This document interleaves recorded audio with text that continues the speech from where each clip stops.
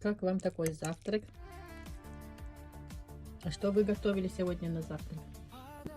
Доброе утро всем! Я вам хочу показать, как со вчерашних макарон приготовить быстрый и вкусный завтрак. Зелень добавляем, яйцо. Все хорошо перемешиваем. Соль, перец по вкусу.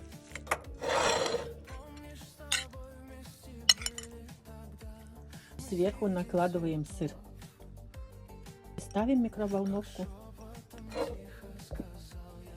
И вот вам и завтрак. Приятного всем аппетита!